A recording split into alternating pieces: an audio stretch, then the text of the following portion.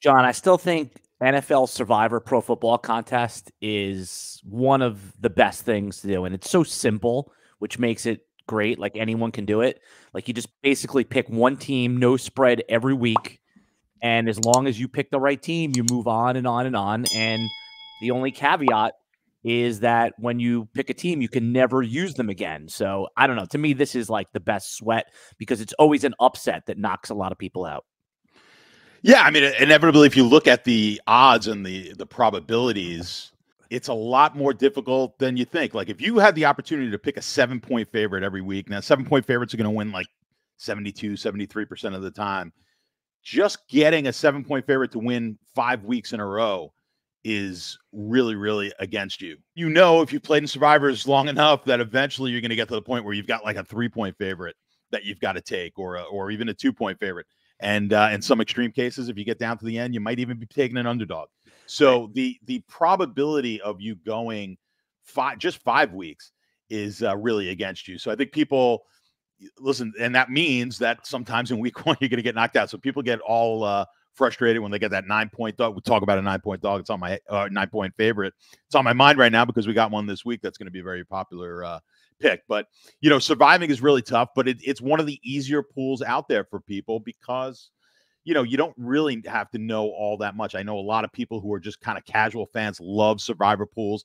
There's always a big money prize at the end because you've got a lot of people for a small amount of entries. So they are a lot of fun, and there's some skill involved, but a whole lot of luck. Right. It's bet a little, win a lot. So you and I teamed up. We're in the world famous Circa Survivor contest. It's $1,000 entry, $10 million guaranteed to the winner. So even if there's overlay, if they don't fill it, they're going to do it. But I was talking to the guys at Circa recently, and they said they think it's going to get up as high as 12 million this year. It was 9.2 last year. 4 people split it. And a couple caveats before we go into our week 1 Survivor picks and our strategy. Thanksgiving slate. There's 3 games on Thanksgiving. That's going to be its own week. So this year, John, Thanksgiving is Bears at Lions, Giants at Cowboys, and Miami at Green Bay. So just looking over this, we're probably going to want to, quote, save at least the Cowboys or Lions for this week, right? If we're projecting this out. And then the other little caveat, which is tough as well, is that Christmas Christmas Day games are on a Wednesday. There's 2 of them. So that game plus the Thursday game is its own week. So that the Christmas Day, the Wednesday is Chiefs at Pittsburgh. Chiefs might be a save. Baltimore at Texans. Man, is that going to be a tough one, right, to pick? And then Seattle at Chicago. So we're going to have to at least identify 1 or 2 of those that we cannot use in other weeks. And I think that's one of the catches of this contest. It is a catch, but so I'll give you the flip to that, which is a lot of people are going to be playing the same way, right? So as you said, we're going to have a lot of entries in this pool. Mm-hmm. And by the way, when I say save, I just mean don't use all 6 teams, so you don't have any options. That's right. Yeah, that's right. Yeah, no, you absolutely have to do. You can't pack yourself into a corner. Now, more than likely with those teams, you will have at least an underdog to be able to throw out there.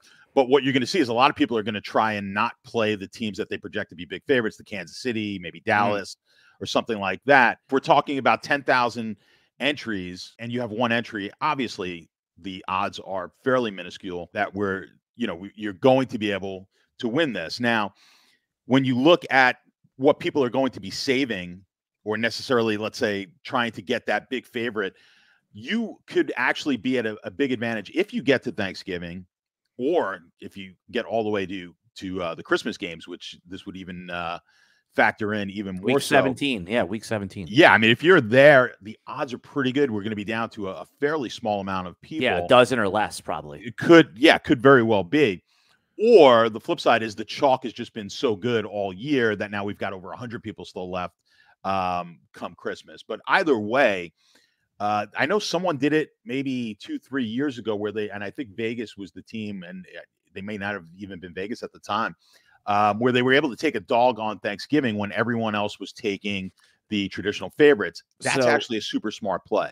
Yeah, I think that was last year. I met the guy, if we're talking about the same situation, where he actually had to take the Chicago, or it happened again last year, if we're not talking about the same one.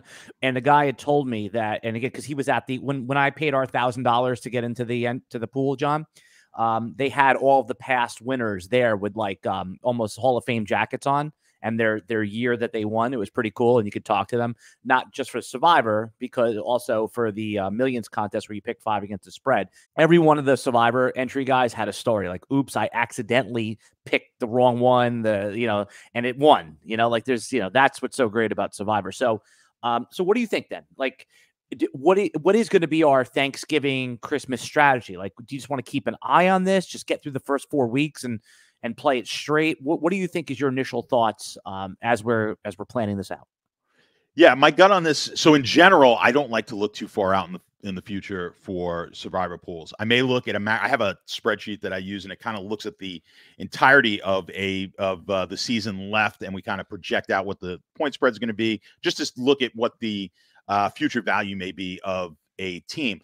But I would be of the, I'd be of the mind where if you got down to Thanksgiving, I would not mind being sort of contrarian. I think the goal in any Survivor pool is even one time, if you could make one entry, and if things broke correctly, you can win that week. Even if it's like you need 2 teams to lose and your team to win, and you won that week. I mean, sign me up for whatever week that is. Sign me up now, no matter what the point spread is on the team I'm picking. Right. Like if you had an 18-point underdog and there was 100 people left and 99 people were on the side of the favorite, we would take the other side. It's, That's a great way to put it. I always like to put things in the extreme because it helps you visualize it. And that's exactly what you did there. I say that, I'm like, let's just take week 1, no matter what Survivor pool you were in.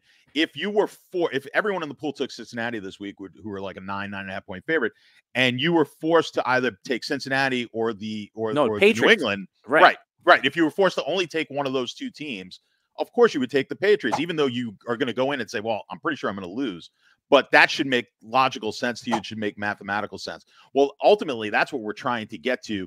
We're trying to get to a point where, 1, we can win this thing if things break right. And 2, we want to put ourselves in a position where we can possibly hedge some of these bets as well. So I'm not a big fan of like hedging my futures bets or anything like that. But when it comes to these type of pools, hedging does become a big factor. And if you can get to the point where you can make some hedges and at least make yourself a small profit, I think that's goal number 1. And of course, the goal number 2 is get yourself in a position where you can win this thing. Yeah. So, right. It doesn't matter if you lose in week 2 or week 14, right? It really doesn't matter. It only matters if you win. And so with that said, John, I mean, I'm looking at the percentages on Survivor Grid. Cincinnati is obviously a massive favorite here. They're going to be projected to be somewhere between 40 and 45% owned. They play New England. I think, the team that plays New England every week is probably a lot of people's strategy. Buffalo plays Arizona. New Orleans plays Carolina. They're going to be a target of a lot of teams this year. And then Seattle is going to play Denver. I think those are the top 4 choices. And then I think, you'll see a good amount of Chicago on Tennessee. Now, there's one other little caveat here, John, which we're not going to take advantage of, is that if you pick the Thursday game or the Friday game, because there's a Friday opener this year, and you lose, you can buy back in. But I think you and I have basically we're going to do our one entry. We're going to take our silver bullet, and whatever happens, happens. So that said, man, what's your initial leans here given the percentages? I mean, Cincinnati as a 40%, if they're going to be taking 40%, it's difficult. That's a lot of leverage. When you look at Survivor Grid, I use Survivor Grid quite a bit. I have no affiliation to the site, but it's an excellent site. And what they do is they take the major websites out there, and they have the data, and they know right now that's where most people are picking is on Cincinnati based on the entries that are in like Yahoo and some of these other websites. So then they have an EV calculation. Now, I don't know exactly what makes up their EV calculation, but part of that is based on the future value of that team and the amount of people that are taking them this week. So when you look at Survivor Grid right now, they have them on par. It's like 1. So that's basically it's right there. It's like, which way do you want to go? There's no real positive EV, but you're not taking negative EV. Anything under 1 would be minus EV on this game. So I think right now my lean with a single entry is probably to just go ahead and take Cincinnati because they are a decent favorite, like 2.5 points better than the next team. What about Buffalo? Is Buffalo consideration? What's that line on that game right there? The Buffalo Arizona. Buffalo, they have it at 6.5. It's definitely a consideration, but you're going to look. I'm going to want to look a few weeks out as well. Now, the thing with Cincinnati is they've got Washington coming up in week 3. Now, in that week, you've got the Jets playing New England. And Carolina in week 4, by the way. And Carolina in week 4. So you do have some options there if you do get off of Cincinnati. I think ultimately, in a large pool like this, usually my strategy is I want to get a little bit different. I don't want to get chalky. When I'm in a small survivor pool, I think you play it as chalky as you possibly can, because you have 20 people in a pool. You may be able to get away with just playing the chalk for the 5, 6, 7 weeks and actually be in a position to win the pool. We'll never be in a position to win this pool after week 7. So sometimes you do have to take some chances, and you have to look at when is it apropos really to take a shot. With 41% of the people taking Cincinnati, and we'll see, it could be more or less for Circa. It does get very enticing here to maybe look at a team that has a little less future value. Maybe you take a team like Seattle before you take a Boston. I'll tell you. I'm sorry, Buffalo. Yeah, I'll tell you why. Seattle. So again, I know we're not looking ahead, but Seattle is one of the teams on Christmas. And I know we're just talking through this stuff here that, well, they're on the road on Christmas, but if they take a step forward or a defensive monster, they're going to be in Chicago. So that's a team that we want to at least maybe consider. But I'm going to not pound the table, but I think Buffalo is a decent pivot here, especially since Buffalo, a couple weeks after that, they're in Miami, home against Jacksonville, in Baltimore, in Houston, at the Jets. They're almost off limits after, the first week. I mean, like I said, we got to survive a month here before we before we think forward. So if we don't use Buffalo now, I think that they're basically off the table here for a couple weeks.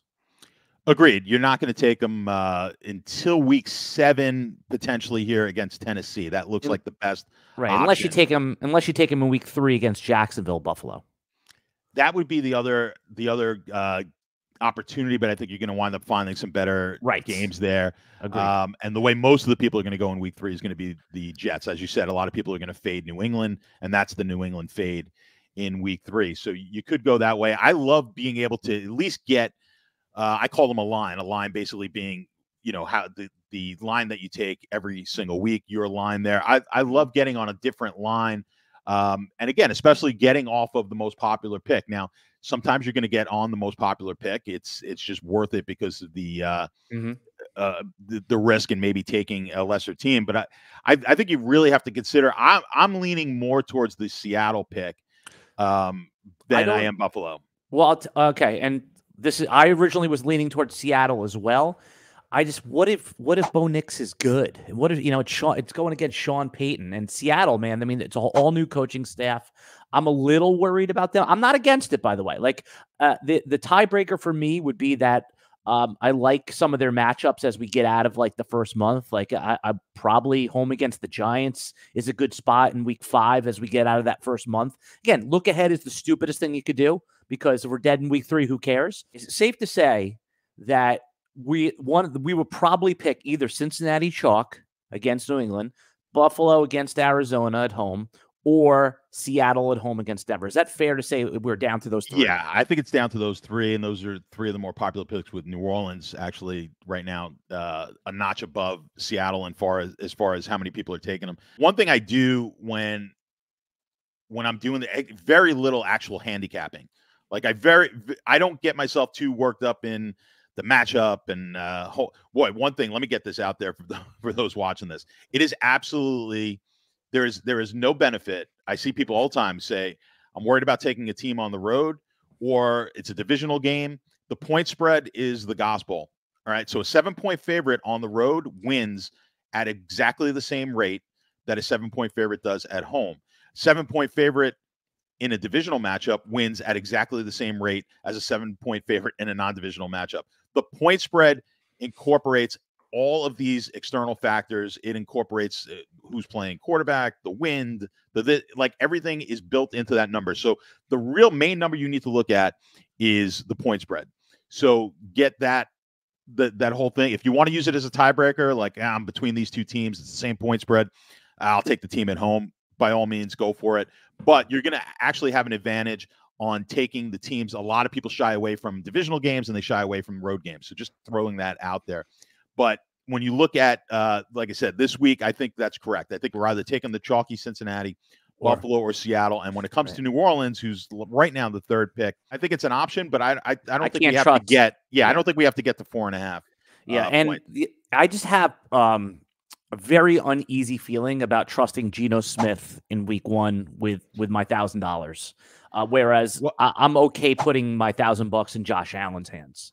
Yeah, well, that's the thing, right? So the other thing is, you said it earlier in the show. Doesn't really matter if you lose week 1 or week 12, you lost, right? So the only good thing about losing in week 1 is it saves you the time. The bad thing is you lose the sweat, right? So we all like that sweat. We want to have that, So unfortunately, Survivor Pool. Obviously, the main goal is to get your team to survive and get advanced to the next week. Survive in advance. But that's real. The main goal is to get yourself some money, to make some money, and you can do that with the hedging or to win the pool. And so I always take the tact of, listen, if I lose early, whatever, it just saves me some time in the future. But a lot of people want that sweat, and that's why you're going to get Cincinnati probably getting taken even higher percentage than they will be, especially in a Circa where you get a lot of people playing single entry. They're single entry. It's their $1,000, and they don't want to waste it. It's like, oh man, like you just said, I don't want to go out in a ball of flames with you. I'll go down with Josh Allen, but not Geno Smith. So and also Burrow, that wrist, it's like not 100%. Chase may not even play week 1.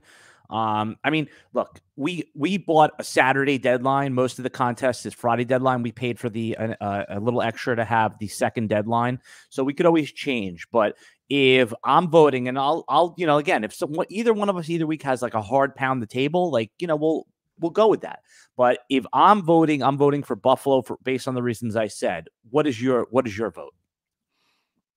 Yeah, right now I think my vote is Seattle, but I could certainly be talked into Buffalo as well. All right.